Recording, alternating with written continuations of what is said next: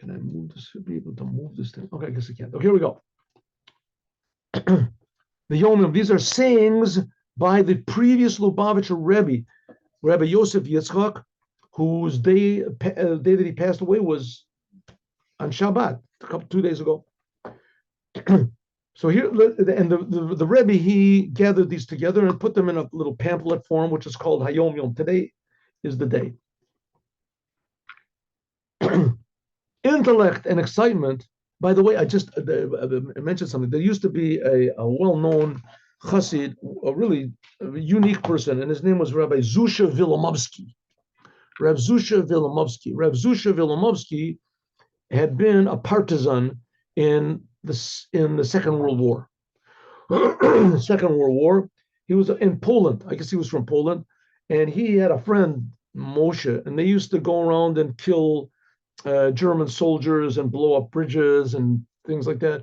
They did all sorts of things on their own. The partisan. He was part of the partisan anyway, partisan, movement. And he eventually became. I don't know exactly the whole story, but he became a Chassid Chabad, and he remained a partisan. He remained a very unique person. And he would go around to the different Chabad houses, and he would just tell the Rebbe what he saw. You would find them sometimes. He would hitchhike from the entrance of Kfar, and you'd stop. Where are you going? He says, wherever you're going, I'll go. He would go to any Chabad house that was nearby, and he would check the place out, and he would write to the Rebbe and he did all sorts of other things. He would go into these big institutions of the. Anyway, maybe I'll tell you a couple of stories about him when we finish. We'll finish. That'll be the stories that I'll tell you. So anyway, one thing is he would come in the mikveh every day. I would see him come in the mikveh every day, and he would stand like this. He got shot in the neck, and he couldn't move his neck. He couldn't turn his head. He would turn his whole body. He would stand like a soldier. Was a soldier. He would stand sometimes behind the Rebbe also when they were singing with a bottle of vodka, and he would stand like this.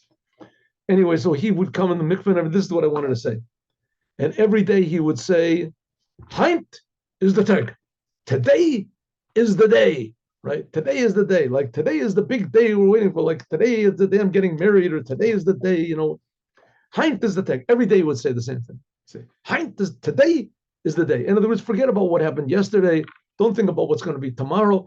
This now is the day. This is the big day, right? This is the day. Heint is the day. So that's what it means. HaYom Yom. Today is the day. Today is the day.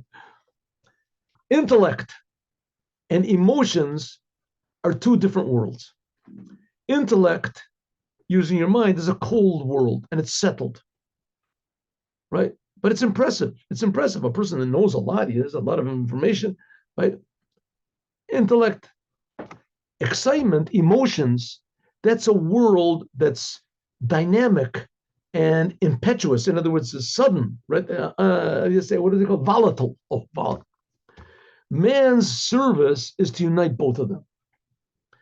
Then your fact that you're volatile, impetuous means you do things suddenly on an urge, then becomes transformed into a longing. Your urge becomes directed to something that's not just passing by.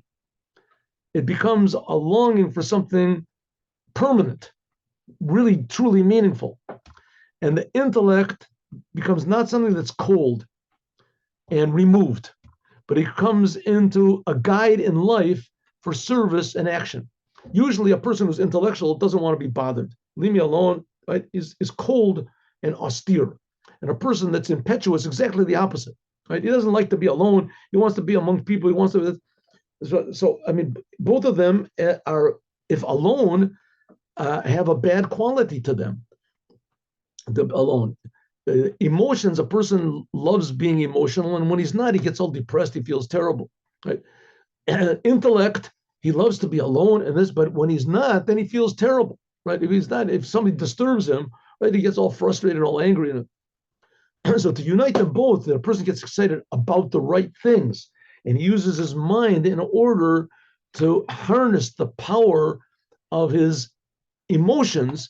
That's really the idea of Chabad Hasidut, is to get a person thinking about God and thinking about the miraculous levels of godliness, how he creates the worlds, he creates the angels, he creates the God's personality, how it is in this world, that world, how God reacts to our commandments, etc.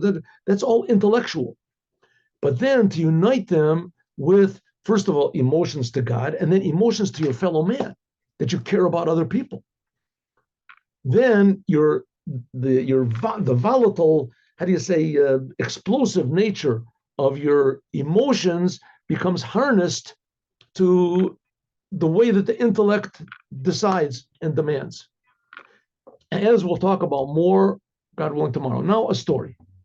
Maybe I'll tell the story about, I told you a story about Zusha.